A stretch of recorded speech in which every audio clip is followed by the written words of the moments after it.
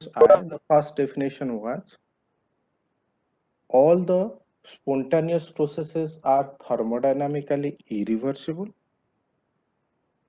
The second definition says that the complete conversion of heat into work is not possible without wastage of some amount of energy or heat in somewhere. कहाँ पे जाता है हमें पता नहीं. So one scientist, like I said, Sadi Carnot, he comes up with the idea. He said, though the processes are reversible, though the gas are ideal, still complete conversion of heat into work will not be possible. First law of thermodynamics में दोबारा लिखता हूं, उसमें क्या कहता है? उसमें कहता है D E is equal to del Q plus del W और delta E is equal to Q plus W. वही कह रहा है. तो जिस प्रोसेस में डेल्टा ई जीरो हो जाता है, दैट मीन्स आइसोथर्मल प्रोसेस में हमारा Q is equal to W हो जाता है ना. That means complete conversion of heat into work is possible अगर हम उस वर्क को प्रेशर वॉल्यूम करेंगे तो.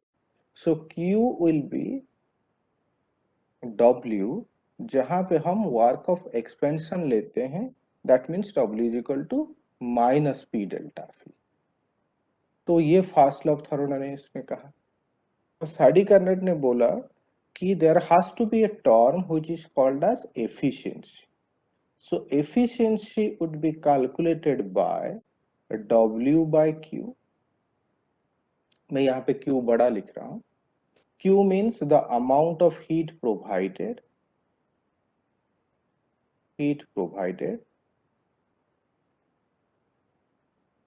and W means the work done.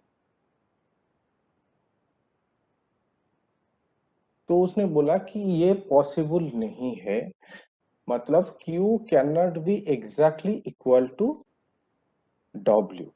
That means W by Q has to be less than 100% or less than 1. And he tried to prove this concept with the help of a theorem which we all know as Carnot's theorem. वो आज discussion करेंगे. मैं ये क्यों कह रहा हूं? मैं इसलिए कह रहा हूं क्योंकि कार्नट थ्योरम की बेसिस पे एफिशिएंसी कैलकुलेट जहां पे भी हुआ, वो processes were reversible as that of considered in the first law of thermodynamics. The gases were taken as ideal gas as that of considered in the first law of thermodynamics. Still he proved that even the gas will be ideal and the process will be reversible. The complete conversion of heat into work is not possible. ठीक है, ये बात समझ में आ गया. इसलिए हमने first law से कार्नट इंजन में आ रहे हैं कि so that there will be a continuity. क्योंकि अब तक हमने यही पढ़ा है कि जहां पे डेल ई जीरो हो जाएगा, उस केस में W is equal to Q हो जाएगा. लेकिन वो कह रहा है कि W can not be exactly equal to Q.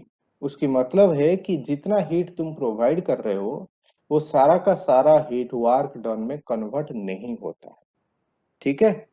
तो कभी कभी बच्चे सोचते हैं कि ये कार्नट इंजन जो है वो रियल में है. वो रियल में नहीं है, वो एक हाइपोथेटिकल फॉर्म है. क्यों हाइपोथेटिकल फॉर्म है?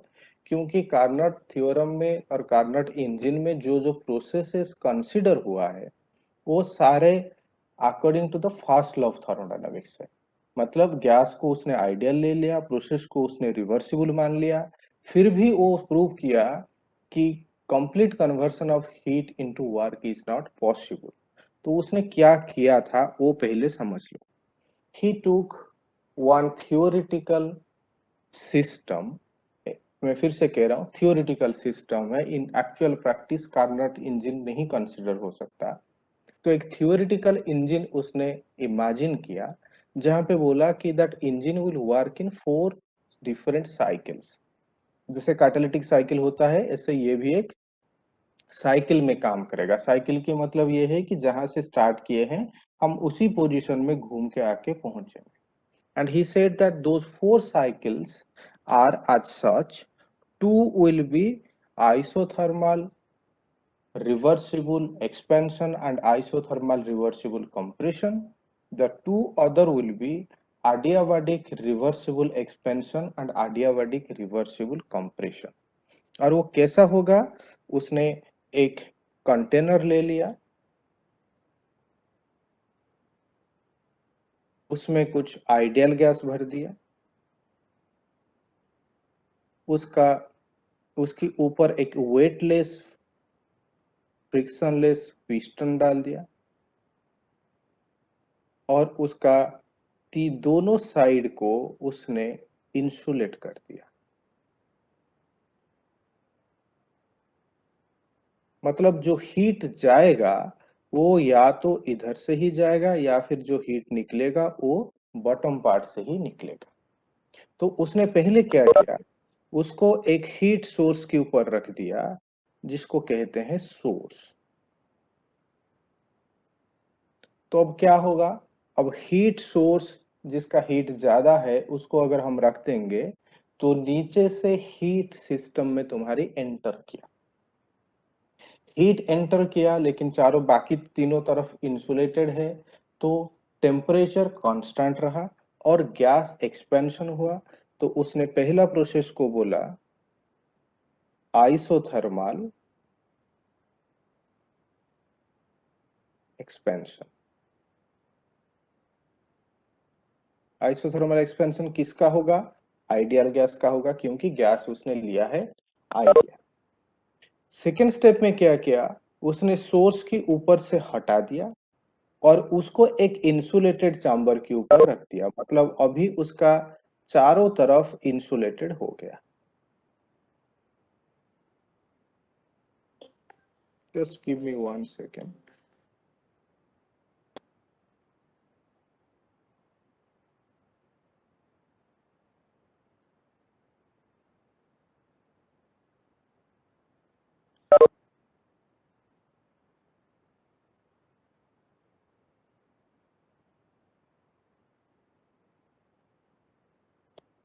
ओके, तो उसको उसने एक इंसुलेटेड चैम्बर के ऊपर रख दिया।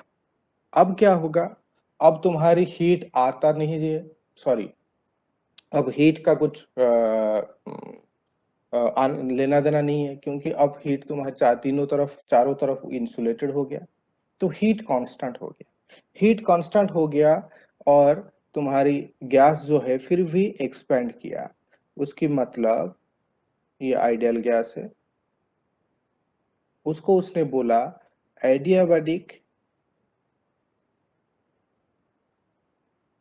एक्सपेंशन। अब देखो एक्सपेंशन हो रहा है और हीट अंदर नहीं जा रहा है, तो उस केस में तुम्हारे क्या होगा, टेम्परेचर फॉल करेगा। तो टेम्परेचर फॉल किया। नेक्स्ट स्टेप में उसने उसको फिर से इंसुलेटेड चैम्बर से हटाया। मतलब ये अब इंसुलेटेड नहीं रहा लोअर पार्ट, बाकी सारे पार्ट उसकी अभी भी इंसुलेटेड है। और उसको उसने दूसरे हीट सोर्स के ऊपर रखा जिसको उसने कहा सिंक। सिंक मतलब उसका हीट कम है, सराउंडिंग की हीट से उसका हीट कम है। तो अब क्या होगा, अब हीट तुम्हारी चैम्बर से बाहर की तरफ आया, उसको उसने बोला, और टेम्परेचर कांस्टेंट रहा, आइसोथर्मल कंप्रेशन।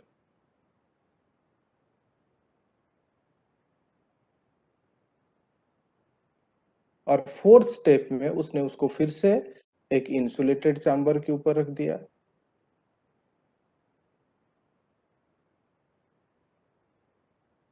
मतलब जैसे ही अडियाबैटिक में किया था, और अब ये हो गया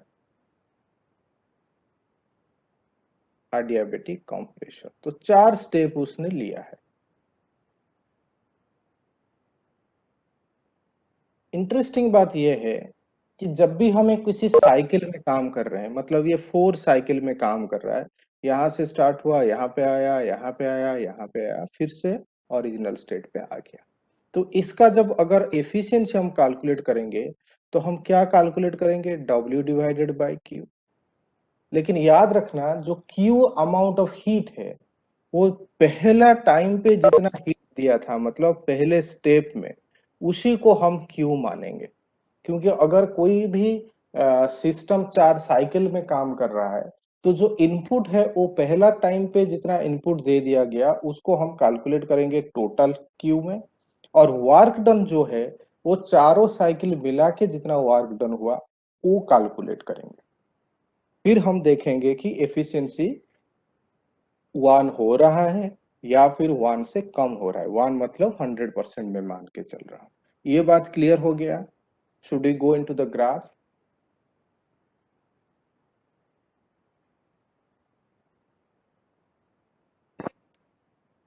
yes sir.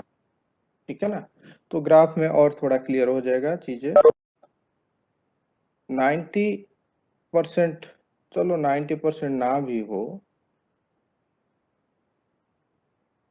80% of the time the Carnot theorem comes as a potential question in the examination। Question में ये आएगा कि with the help of Carnot theorem derive the efficiency of a heat engine। ठीक है, तो इसको ध्यान से देखना। तो 4 स्टेप को मैं ग्राफ में लिख रहा हूं। 4 स्टेप में क्या क्या हुआ, स्टार्ट करते हैं पहला स्टेप में। Let's say this is a, यहां से स्टार्ट हुआ। तो पहले उसने क्या किया था, मानो इस टाइम पे तुम्हारी वॉल्यूम V1 था। ठीक है, आइसोथर्मल प्रोसेस है, तो टेम्परेचर क्या था? टेम्परेचर मान लो T2 था।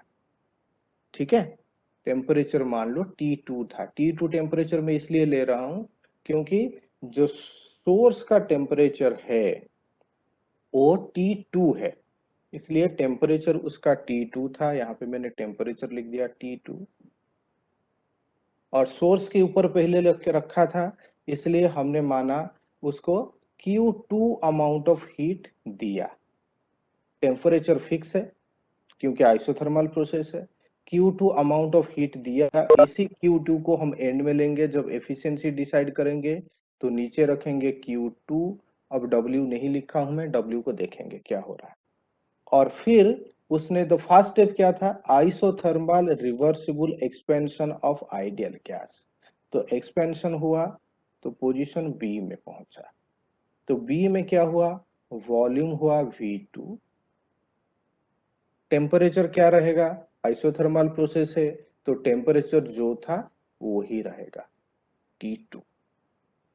ठीक है, तो इस प्रोसेस को क्या कहेंगे, isothermal expansion of ideal gas. ठीक है ना? तो इस प्रोसेस को मैं सिर्फ आइसोथर्मल लिख देता हूं, this is isothermal expansion. Isothermal पहला स्टेप में यही हुआ। सेकेंड स्टेप में बी से सी में गया। अब देखो, ये क्या स्टेप था, ये था एडियाबैटिक एक्सपेंशन।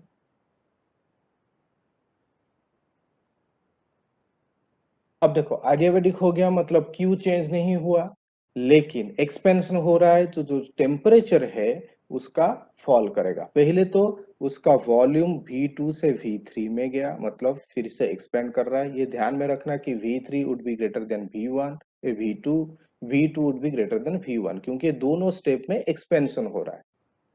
और टेम्परेचर क्या हो जाएगा, फॉल कर जाएगा। Temperature would be T1। फिर से उसने सी से डी में गया। अब डी में क्या हुआ, डी में volume decreases from V3 to V4, तो उसका वॉल्यूम को लिख रहा हूं V4। और टेम्परेचर तो कांस्टेंट है क्योंकि ये आइसोथर्मल प्रोसेस है, तो उसको मैंने लिखा आइसोथर्मल प्रेशर। और फिर फाइनली उसने डी से ए में आ गया। और जब ए में आ गया, तो V4 का वॉल्यूम फिर V1 हो गया, मतलब फिर से कंप्रेस हो रहा है, मतलब V1 would be less than V4। Temperature तुम्हारी इंक्रीज करेगा, हीट कांस्टेंट रह रहा है। ये है तुम्हारी एडियाबैटिक कंप्रेशन। चीजें क्या तुम्हें याद रखना है, वो ये कि उसका वॉल्यूम क्या है और उसका टेम्परेचर क्या है। जहां पे हमने आइसोथर्मल कंप्रेशन किया था, जहां पे हीट तुम्हारी सिस्टम से बाहर की तरफ गया था, ये वाला स्टेप जहां पे हमने उसको सिंक क्यू पर रख दिया था, that means the Q amount of heat would be released, that means it was Q1, लेकिन इसको हम लिखेंगे माइनस Q1। माइनस Q1 क्यों लिखेंगे, यहाँ पे सिस्टम तुम्हारी हीट ले नहीं रहा है, सिस्टम तुम्हारा हीट दे रहा है। ठीक है, अब देखते हैं Q2 तो हमने फिक्स कर दिया, W क्या होगा। तो कैपिटल W हम निकालेंगे, W is equal to minus W1 plus minus W2 plus W3 plus W4। ये बात समझ में आ गई क्यों मैंने माइनस W1 और माइनस W2 लिखा लेकिन W3 और W4 लिखा।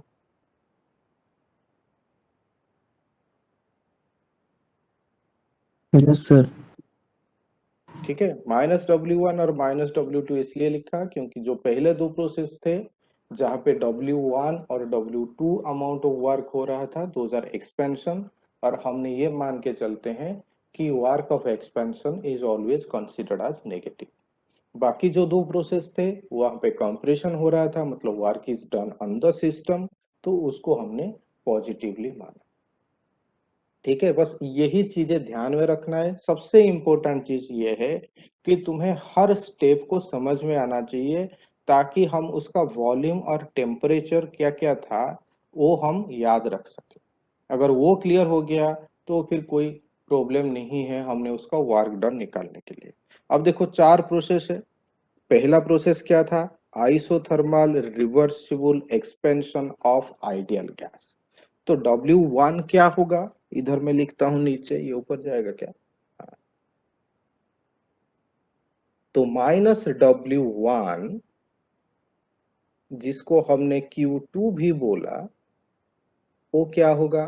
अब कल हमने डिस्कशन किया था याद है, reversible expansion of ideal gas में W isothermal reversible expansion of ideal gas, क्योंकि पहला स्टेप क्या है, आइसोथर्मल है। रिवर्सिबल है कि नहीं, हाँ, प्रोसेस को रिवर्सिबल लिया गया है, एक्सपेंशन हुआ है और गैस आइडियल है। तो उसका वर्क डन हमने जो निकाला था याद करो, reversible isothermal expansion of ideal gas, उसका क्या फॉर्मूला था। Sir minus NRln V2 by V1। हाँ वही होगा।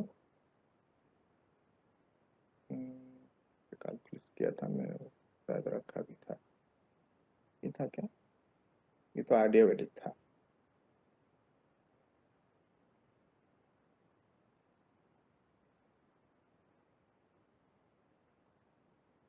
प्रोसेस था कि पहले होगा आइसोथर्मल, है ना। ये था calculation of Q W delta E and delta H for the isothermal reversible expansion of ideal gas. और वो फॉर्मूला क्या था, minus nRT ln V2 by V1। ठीक है, अब उसी फॉर्मूला को हम यहाँ पे डाल देंगे। तो पहला प्रोसेस में तो क्या होगा, माइनस साइन मैंने लेफ्ट साइड में ले आया हूं, ठीक है, तो इसलिए अब ये माइनस तो नहीं आएगा, ये प्लस आएगा। तो एन नहीं है, मान लो हमने एन भी मान लिया, हम एन भी मान सकते हैं, 1 मोल भी मान सकते हो। अगर 1 मोल होगा तो फॉर्मूला क्या है, RT ln V2 by V1, यही है ना, RT ln V by V में लिखता हूं अभी, क्योंकि अभी मुझे देखना है कि फाइनल वॉल्यूम क्या है और इनिशियल वॉल्यूम क्या है। तो पहला स्टेप में टेम्परेचर को क्या लिखूं, T की जगह T2 लिखूंगा, क्योंकि आइसोथर्मल प्रोसेस में मेरा टेम्परेचर कितना था, T2 था। फाइनल वॉल्यूम क्या था, V2 था, और इनिशियल वॉल्यूम क्या था, V1 था। तो ये फॉर्मूला आ जाएगा तुम्हारी -W1 का। सेकेंड स्टेप क्या था, सेकेंड स्टेप था W is equal to CV delta T, याद है, क्योंकि सेकेंड स्टेप है adiabatic expansion of ideal gas, reversible adiabatic expansion of ideal gas. तो उसका फॉर्मूला क्या था, CV डेल्टा T था। तो इसमें मैं लिखता हूं plus CV delta T, T minus T लिखो पहले, उसके बाद देखो T2 माइनस T1 मतलब final temperature minus initial temperature. अब कौन सी प्रोसेस की बात कर रहे हैं, बी टू सी की प्रोसेस में बात कर रहे हैं। इस केस में फाइनल टेम्परेचर क्या है हमारे पास, T1 है, इनिशियल टेम्परेचर क्या है, T2 है। तो ये आ जाएगा तुम्हारी W2, ठीक है। उसी तरह से W3 क्या हो जाएगा, W3 जो है वो वर्क ऑफ कंप्रेशन है, मतलब अंदर सिस्टम है, इसलिए नेगेटिव साइन तो आना नहीं है। तो वही फॉर्मूला लगा R T ln V by V. अब देखो कौन सी प्रोसेस की बात कर रहे हैं हम, C to D प्रोसेस की बात कर रहे हैं, आइसोथर्मल कंप्रेशन। तो टेम्परेचर कांस्टेंट है, कौन सा टेम्परेचर है, ये है T1। अब फाइनल वॉल्यूम क्या है और इनिशियल वॉल्यूम क्या है, देखो फाइनल वॉल्यूम है तुम्हारी V4, आ गया, फाइनल वॉल्यूम हो गया तुम्हारी V4 और इनिशियल वॉल्यूम हो गया V3। उसी तरह से W4 क्या हो जाएगा, CV फाइनल टेम्परेचर हो गया T2, इनिशियल टेम्परेचर हो गया T1। बस इतनी ही याद रखनी, ये बात क्लियर हो गई।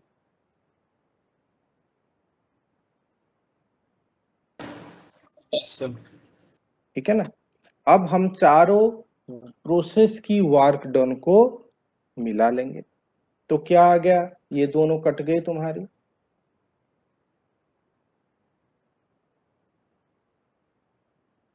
ये दोनों तुम्हारी कट गए कि नहीं कट गए, है ना। अब तुम्हारे पास क्या बचा, तुम्हारे पास बचा RT2 ln V2 by V1 plus RT1 ln V4 by V। अब देखो अभी क्या करेंगे हम, ये दोनों प्रोसेस का V2 और V3 को V2 और V1 में ले आएंगे। वो किस तरह से ले आएंगे, अभी लास्ट टाइम हमने किया था T V⁻γ-1 is equal to constant, किया था ना।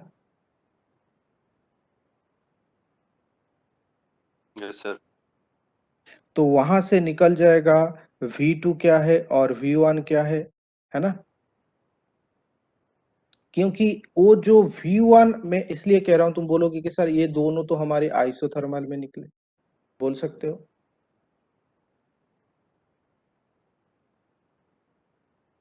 बोल सकते हो, है ना। तो वहां से हम कहां से इक्वेशन निकालेंगे, निकल जाएगा।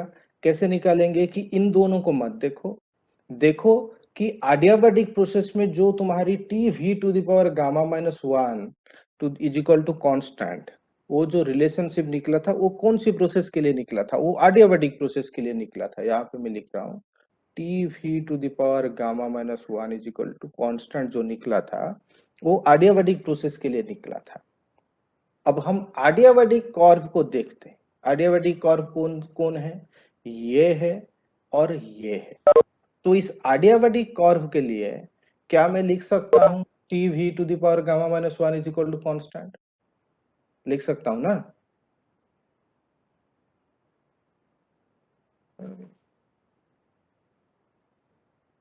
एक सेकंड रुको तो।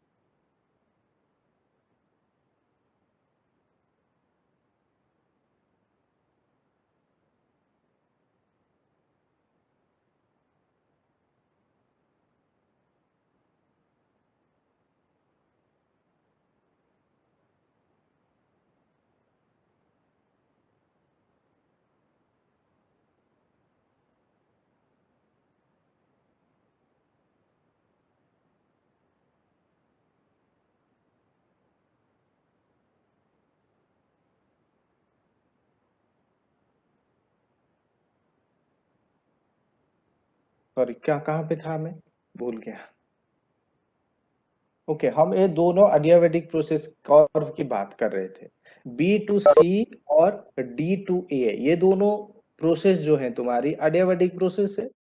तो ये दोनों प्रोसेस के लिए हमारी T V to the power gamma minus one constant रहेगा, है ना।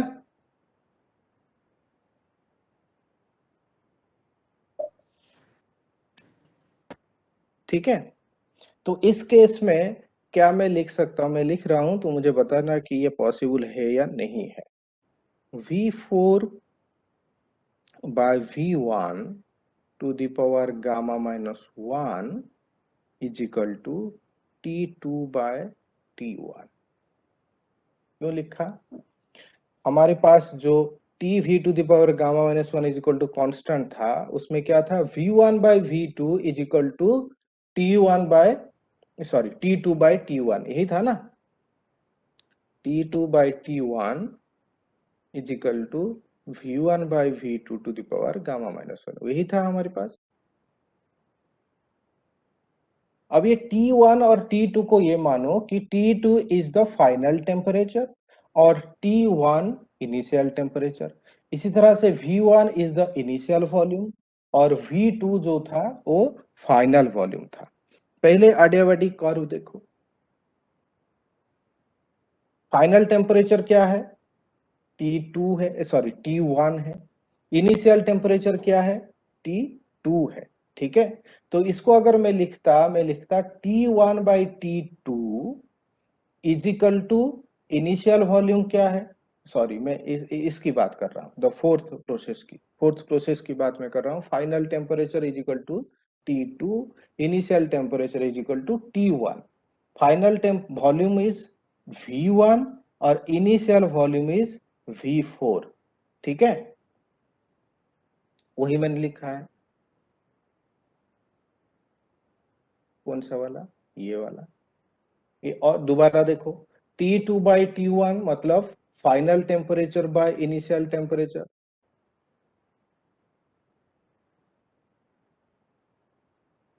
फाइनल टेम्परेचर क्या था ये वाला प्रोसेस में, D2A में T2 था। इनिशियल टेम्परेचर क्या था, T1 है, वही मैंने लिखा T2 by T1।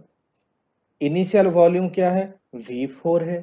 Final volume क्या है, V1 है, वही लिखा है V4 by V1। initial volume by final volume to the power gamma minus 1 is equal to final temperature divided by initial temperature। ये बात क्लियर हो गई।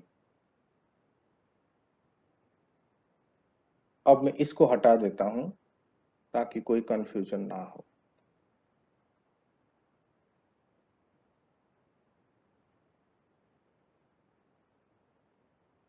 ठीक है, दूसरा प्रोसेस के लिए क्या लिख सकता हूं मैं, दूसरा प्रोसेस के लिए लिखूंगा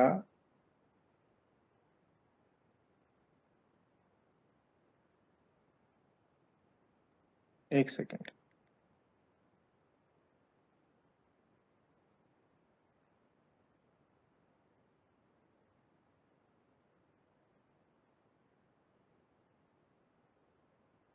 ओके। दूसरा प्रोसेस के लिए लिखूंगा V3 by V2 to the power gamma minus 1 is equal to T2 by T1। ये मैंने क्यों लिखा, ये प्रोसेस बी टू सी के लिए लिखा। बी टू सी में क्या था, देखो बी टू सी में फाइनल टेम्परेचर था T1 और इनिशियल टेम्परेचर था T2। फाइनल वॉल्यूम था V3 और इनिशियल वॉल्यूम था V2। मतलब V2 by V3 to the power gamma minus 1 is equal to T1 by T2। मैंने बस उसको उल्टा कर दिया है, T1 बाई T2 को T2 बाई T1 कर दिया, इसलिए जो V2 बाई V3 था वो V3 बाई V2 हो गया। ये दोनों प्रोसेस समझ में आया कि नहीं आया, प्लीज बताओ। आया। ठीक है ना, हमें बस ध्यान में रखना है कि ये जो रिलेशनशिप है T V to the power gamma minus one वो एडियाबेटिक प्रोसेस में है। तो आडियाबैटिक कर्व में हमें देखना है कि final temperature divided by initial temperature क्या है, is equal to initial volume by final volume to the power gamma minus 1। ठीक है, तो अगर ये हो जाएगा, then I can now simply write V4 by V1, यहां पे मैं लिख रहा हूं V4 by V1 has to be equal to V3 by V2।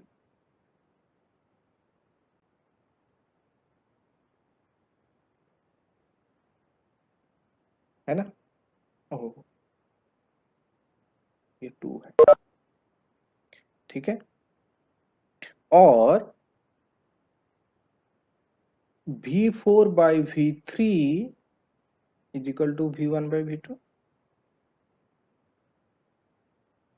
अब इसको मैंने यहां पे ले लेनी है। अगर इस पे उसको वहां पे ले लूंगा तो मैं लिख दूंगा RT2 ln V2 by V1 को ऐसे ही रखूंगा। ठीक है, अब V4 by V3 V1 by V2 हो गया। ठीक है ना, तो इसको माइनस करके लिख दूंगा मैं minus RT1 V2 by V1, क्योंकि प्लस में था V1 बाय V2 में। ठीक है, तो ये क्या हो गया, ये हो गया R ln V2 by V1 T2 minus T1। ये तुम्हारी टोटल W हो गया। हमें क्या निकालना है, हमें एफिशिएंसी निकालना है।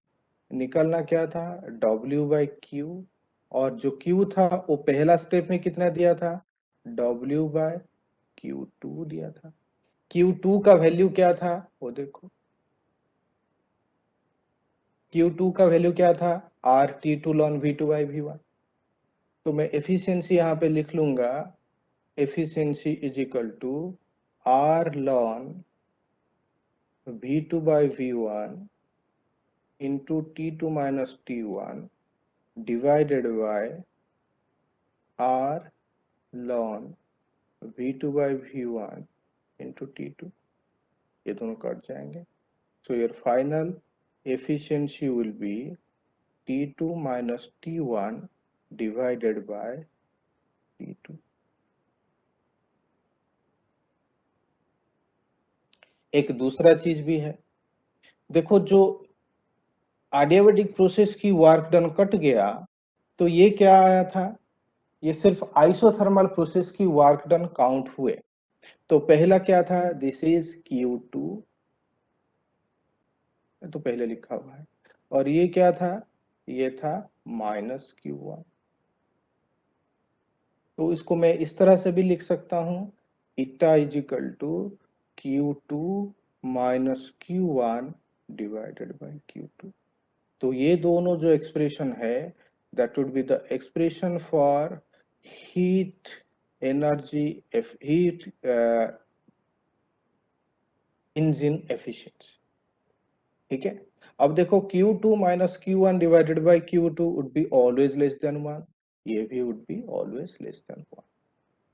मतलब इवन हमने गैस को आइडियल रखा, प्रोसेस को रिवर्सिबल रखा, फिर भी हमारा एफिशिएंसी जो है, अगर वो साइकिल में काम कर रहा है तो इज नॉट 100%। मतलब ये बताता है कि even all the conditions were taken or considered as the conditions of first law of thermodynamics, still the complete conversion of heat, that means 100% conversion of heat into work is not possible। ये कहा Carnot ने। That means Carnot engine, दो तीन चीजें याद में रखना है कि एक थ्योरेटिकल कंसेप्ट है, क्योंकि प्रोसेस रिवर्सिबल और गैस आइडियल है, बट स्टिल थ्योरेटिकल प्रोसेस लेके भी अगर कोई हीट इंजन एक साइकिल में काम कर रहा है, 100% conversion of heat into work is not possible। That gives the another definition that if a process works in a cycle, complete conversion of heat into work is not possible. This is another definition of second law of thermodynamics. ये Carnot theorem याद रह गया?